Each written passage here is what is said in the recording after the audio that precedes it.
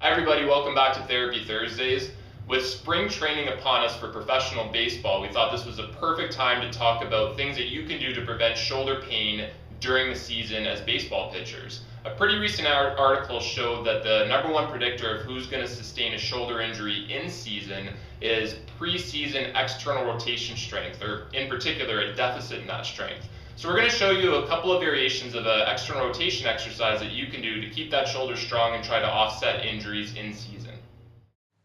Our first progression is a standing pulley external rotation. I used to use a TheraBand for this exercise, but became less and less of a fan due to the inconsistent tension it provides. Instead, using something like a weighted pulley, you get a nice consistent tension throughout the range of movement. Now, Dave's trying to squeeze a towel into his side. That adduction actually increases the activity of the external rotators. The second progression is a sideline external rotation. This time, Dave's not just having to fight the tension created by the weight, but also gravity. You'll see he's still going to try to adduct down by squeezing the towel into his side. You'll also notice that utilizing something as light as 8 pounds, it becomes difficult to get to 12 to 15 repetitions while maintaining a good movement pattern. Our third progression is an exercise adopted from Mike Reinhold. Here, Dave's trying to separate the band by sustaining external rotation.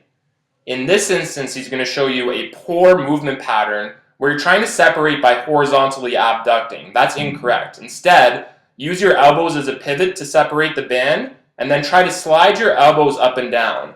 This progression is far more advanced because now he's trying to maintain that external rotation while he takes his shoulder through a range of motion. In this case, it's flexion.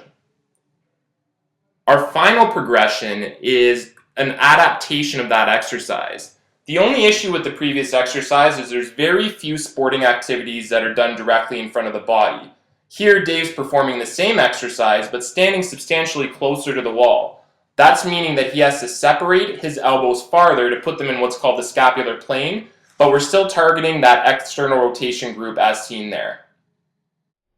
So I wanted to make the note that we consider those pretty low-grade exercises. What that means is that you can utilize that progression periodically throughout the season to make sure that you're actually maintaining your external rotation strength.